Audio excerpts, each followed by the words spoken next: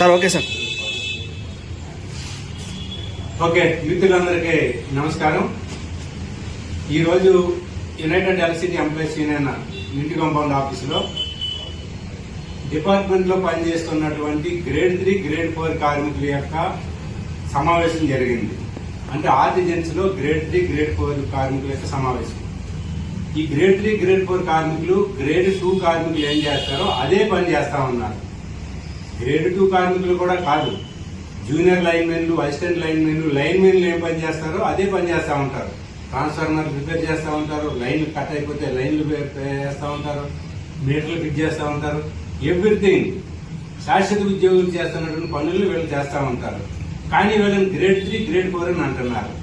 పోయిన PRC 2022 PRC సందర్భంగా వీళ్ళకి గతంలో వచ్చిన వేతనాల కంటే తగ్గించారు.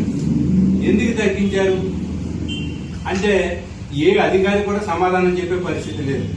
దీని మీద ఇప్పటికీ ఒక 5-6 సార్లు సీఎండీలకి, డైరెక్టర్లకు వినతి పత్రాలు ఇచ్చాం. అయినా అవన్నీ ఏ బుట్టలో చెత్త బుట్టలో పడేసారో తెలియదు.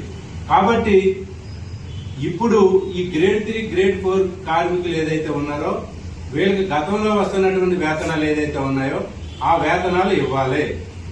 అట్లాగే సేమ్ గ్రేడ్ 2 వాళ్ళు లేదా జూనియర్ లైన్మెన్, అసిస్టెంట్ లైన్మెన్ ఏం పని చేస్తున్నారో అదే పని చేయాలి. అదే పని చేస్తున్నటువంటి వాళ్ళకి అదే జీతం ఇవ్వాలి.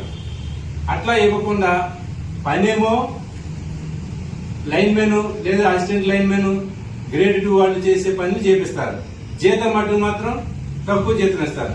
అంటే నువ్వు ఎక్కడైనా తిను, మా ఇంట్లో ఫుడ్ పెడితే చాలు అనే పద్ధతిలో యాజమాన్యం ఉంది. అట్లాగే 2022 పిఆర్సీలో ఈ గ్రేడ్ 3, గ్రేడ్ 4 వాళ్ళని కేటగిరీ చేసిన తర్వాత వీళ్ళకి వేతనాలు తగ్గుతున్నాయి కదా. తగ్గుతున్నప్పుడు వీళ్ళు చేస్తున్నటువంటి పని ఏంది, వీళ్ళకి జీతాలు ఎందుకు తగ్గిస్తా ఉన్నారు, గతంలో ఎందుకు ఈక్వల్గా ఇచ్చారు, ఇప్పుడు ఎందుకు తగ్గిస్తున్నారు అనే సోయి కూడా లేకుండా అగ్రిమెంట్ మీద సంతకాలు చేశారు.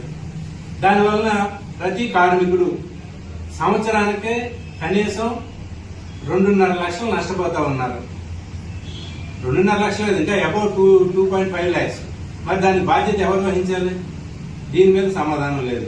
అట్లాగే డిపార్ట్మెంట్ లో పనిచేస్తూ ఈ మధ్య కాలంలో ఐటీఐ చదువుకున్నారు, డిగ్రీలు చేశారు, వీళ్ళందరినీ కూడా అప్గ్రేడేషన్ చేయాలి వాళ్ళ క్వాలిఫికేషన్స్ బట్టి. అంటే ఐటీఐ ఉన్నటువంటి వాళ్ళకి లేదా డిగ్రీలు చేసినటువంటి వాళ్ళకి గత క్వాలిఫికేషన్ కంటే ఎక్కువ క్వాలిఫికేషన్ చేసి సర్టిఫికెట్లు చేత పట్టుకున్నటువంటి వాళ్ళకి డిపార్ట్మెంట్ రూల్ ప్రకారంగా అప్గ్రేడేషన్ చేయాలి. అది చేయడం లేదు. అంటే ఏమీ చేయడానికి మేనేజ్మెంట్ సిద్ధంగా లేదు.